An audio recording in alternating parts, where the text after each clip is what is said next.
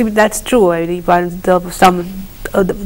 the earliest of times of the origins of sociology, sociologists have been interested in trying to also define what religion is.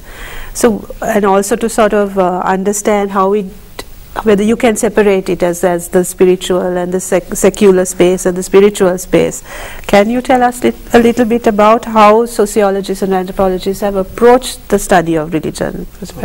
I think you see now, to add a bit what I discussed earlier, I think the religion, of course, it's a kind of a cultural form, and also it's involved, as I mentioned, belief that takes form of the ritualized practice. You have belief systems, then of course how do you actually act upon that belief system actually by ritualizing it, the practice it.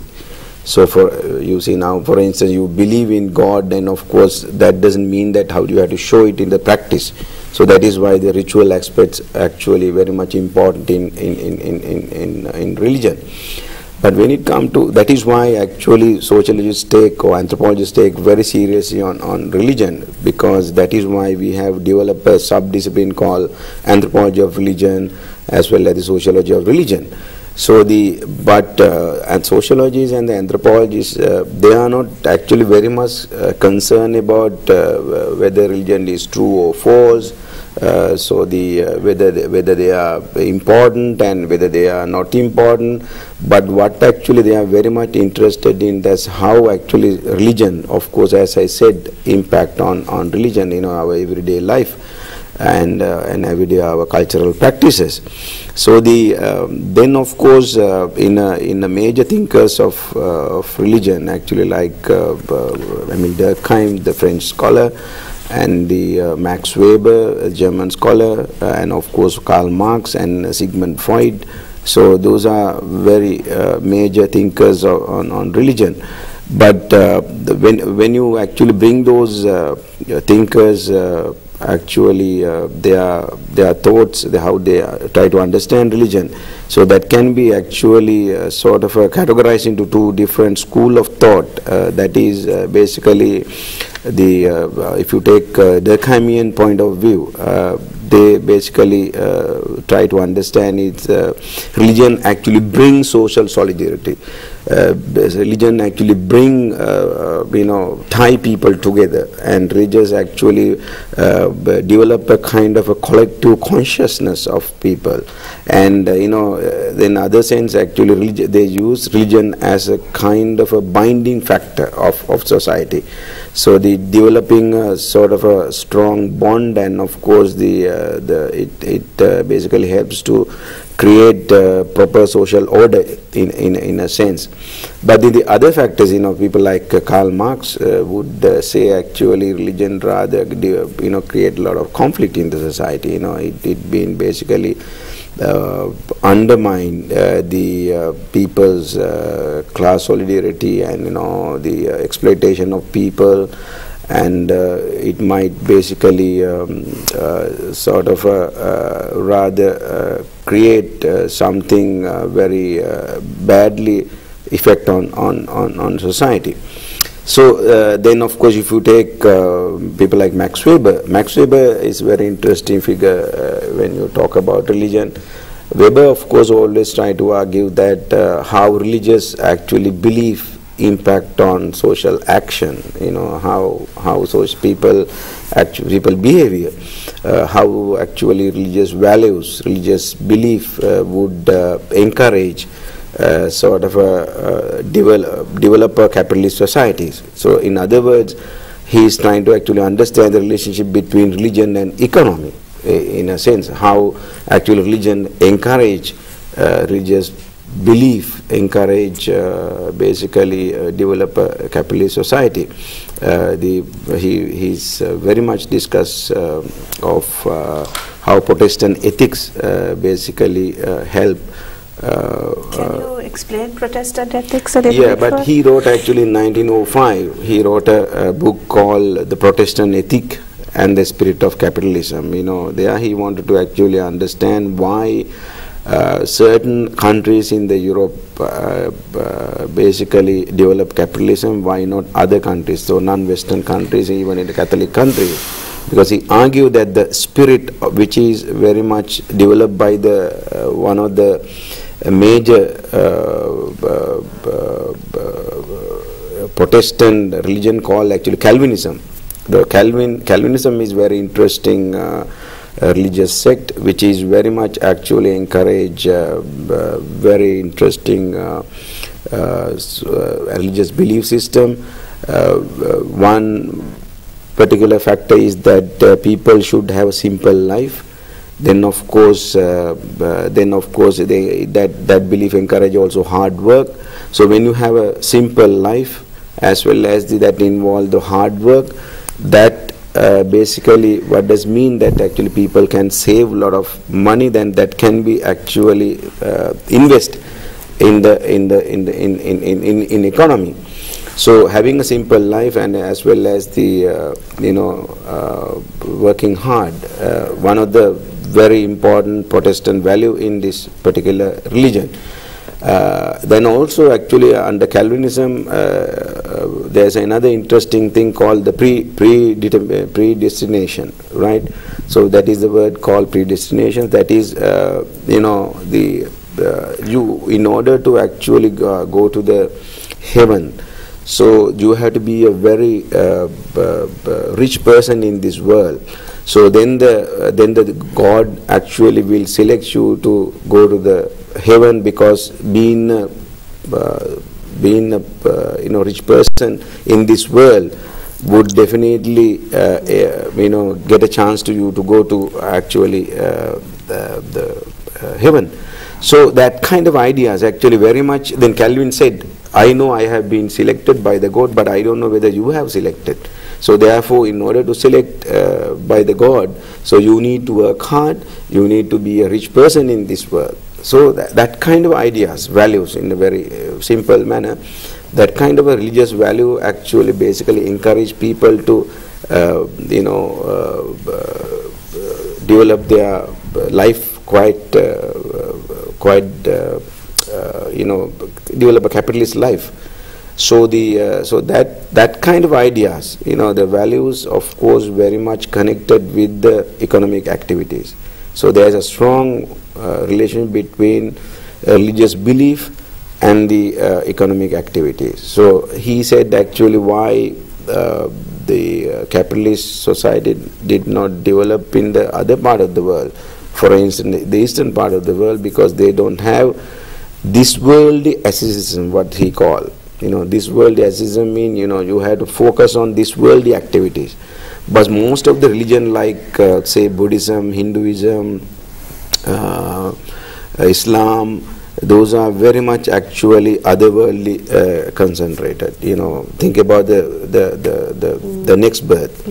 So therefore he basically explained, Max Weber explained that if you wanted to actually develop a capitalism in a way, at least to the early stage of the capitalist accumulation must be supported by this kind of belief systems. Okay. So may I just ask Nirmal to jump in at this point?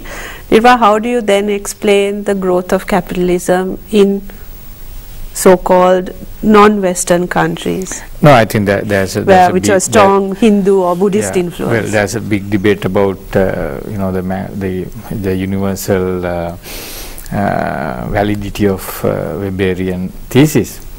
I think even in Europe, so this now actually so there are. Weber, of course, has a very strong point. And when you look at, it's I think I'm not an expert on that theme. The later on, there's another famous book by R.H. Toney about this religion and capitalism. Of course, this the capitalism is something to do with your mind, right? So probably in a way I tend to believe that, you know, in Asian societies, the Asians are psychologically more equipped to be good accumulated compared to the Western societies. Now actually, when you look at the case of China, right, so they have so the China is the country with high degree of accumulation. So I think, I don't know, probably this maybe Confucian ethics and all that, you know, they may be, I mean, given, maybe discuss also compared to it, you know, in the line of Weberian thinking, because this the drive to save and to maintain a very simple lifestyle, right, the contentedness. So those are the psychological properties that you need to be, you know, engage in accumulation process. At the same time, there's another side. So that is, of course, the crisis of capitalism. That is not, you know, our theme. But you know, you of course need to be consumerist at the same time, right? So the capitalism produce goods, and so then, I mean, so it's the other side of this Calvinian, you know, thing, right? So there's a dialectical relationship. Now actually what happened is that Asia became the center of production, whereas the West has become the center of, you know, of consumption. Right? So when you look at China and United States, so China produces, America consumes, right? And so this is something we have to, you know, seriously consider. Of course, I think now Weber has written more than a century ago, so we have to revisit that. But you know, I mean, that really, what is important for us is to look at the impact of the religious thinking, right, on the social organization, our you know, the various aspects of our lives. So that is what we have to you know, seriously consider. I don't think that probably, you know, when we continue this discussion in the next parts, and so we can go into that. Okay. So I think that is actually the key thing that we need to take away from this, in that in our study of sociology and anthropology, what we are really looking at is how religion has really shaped social structure, shaped our cultures, our belief, how those beliefs and practices have also linked to the very material aspects of our life. So what what is just disturb you? I mean, so usually so there is a tendency to, you know, demarcate one aspect of our life as religious, but that is not the case. Exactly. So it permeates, you know, every aspect of human life, and so that is why, you know, it is important to consider religion. And so there's another side. If I give you, you know, a minute, and when you look at the present world, actually the religiosity, the religious behavior has become a very big problem. You know, it's a very problematical area. For example, you know, I mean, generally the belief is that, you know, the religious is something to do with the spirituality and, you know, very the moral, I mean, that's what shapes our moral life and so on. But at the same time, the religious have become instrumental in, you know, the lot of the social crisis and social conflicts, and it become, you know, instrumental in, you know, the warfare and right. So it's the problem creator rather than, you know, the problem solver. So therefore, so that's what there's a big discussion about religion. I think that is why, you know, the sociologists are looking at both the solidarity aspects of religion as well as the conflictive aspects of religion. I think Nirmal is referred to the conflict aspect of religion, but at also the same time, of course, if you look at the one of the major think of Emil Durkheim, and he was talking about the profane, sacred and profane. The sacred, you know, the even from the primitive, no, I don't want to use that word, actually the small societies, you know, these people actually classified things, you know, their classification is very, very important. Classified things actually which belongs to sacred things and the profane thing. So that can be actually applied to classify almost all the cultures, you know, almost every culture, they have sacred things and the profane, right? So now even actually the sacred and profane thesis, you know, being criticized by later sociologists and anthropologists, but at the same time the sacred, within the sacred you would see actually the profane.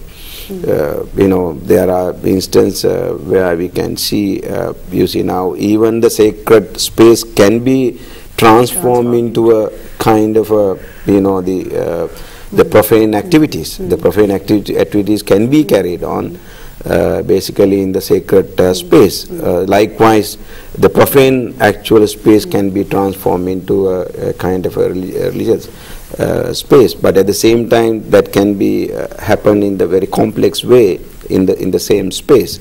So but Durkheimian explanation on religion is very, very interesting. It will provide us with something to look at. But even actually there is severe criticism on his work as well, you know, because it is modern, complex, globalized world. You see now it can be collapsed any moment. Those categories don't always remain as sort of in isolation. Exactly.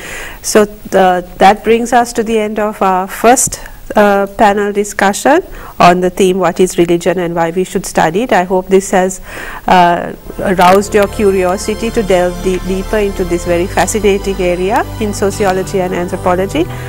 Thank you very much to both Nirmal and Premakumara for joining us in this session. They will also continue to be with us in the next panel, so I encourage you to take a look at the other panel discussions as well. Thank you very much.